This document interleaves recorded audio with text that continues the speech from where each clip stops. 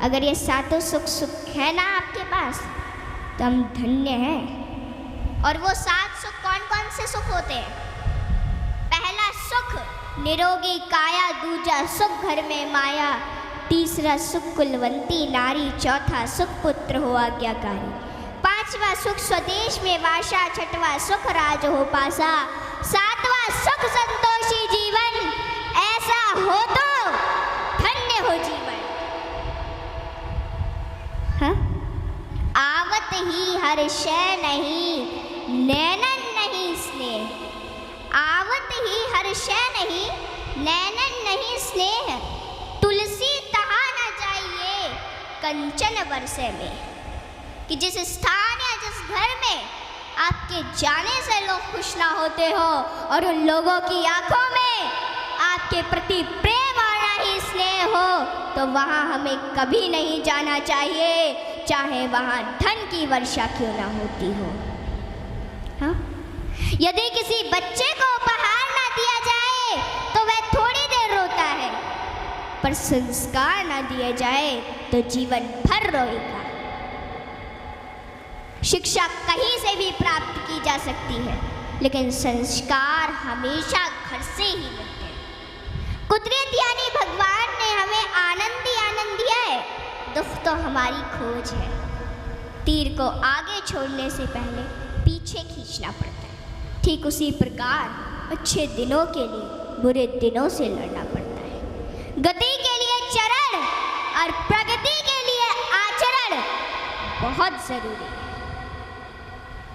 रिश्ता गहरा हो ना हो, परंतु भरोसा गहरा होना चाहिए, क्योंकि गुरु श्रेष्ठ वही जिसकी प्रेरणा से किसी का चरित्र बदल जाए, और मित्र श्रेष्ठ वही जिसकी संगत से रंगत बदल जाए।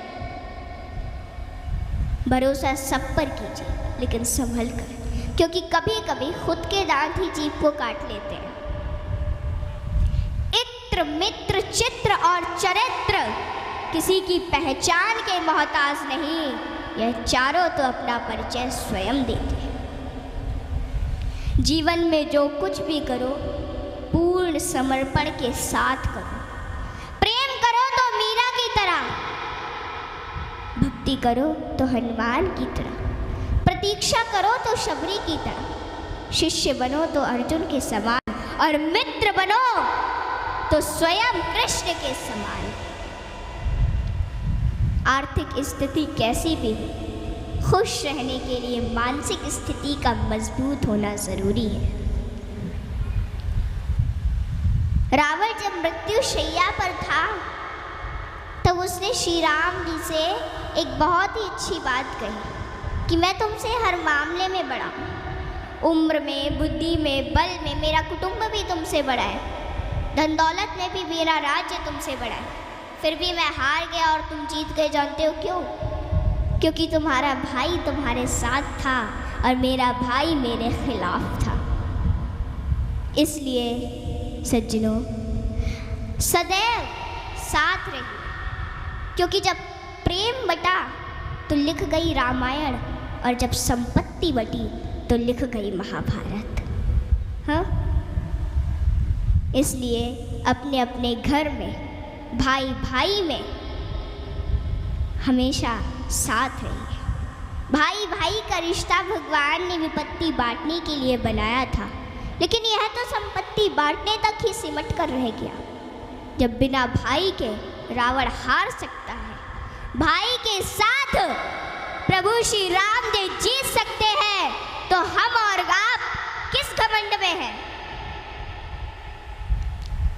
दुनिया में अमीर रोता है, गरीब रोता है, परंतु जो हनुमान जी का जयकारा लगाता है वो चैन की नींद सोता है, वो चैन की नींद सोता है। सज्जनों, हनुमान जी एक ऐसे देवता है जिनको यह वरदान प्राप्त है कि जो हनुमान जी की शरण में आएगा उसका कलयुग कुछ नहीं बिगाड़ पाएगा। जिन भक्तों ने पूर्ण भाव व निष्ठा से हनुमान जी की भक्ति की है, उनके संकटों को हनुमान जी ने दूर किया, उनके कष्टों को हनुमान जी स्वयं हर लेते हैं। हनुमान जी के भक्तों को जीवन में कभी भी परिस्थितियों का सामना नहीं करना पड़ता है। सज्जनों, आज मैं आपको हनुमान जी के कुछ ऐसे प्रसंग बताती हूँ। नंबर 1, रामचरितमानस में हनुमान जी को महावीर कहा गया है।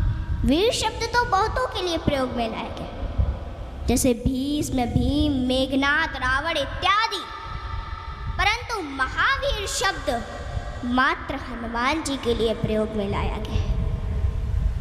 सज्जनों, रामचरितमानस के अनुसार वीर वो है जो 5 लक्षण से परिपूर्ण: विद्यावीर, धर्मवीर, दानवीर, कर्मवीर और बलवीर।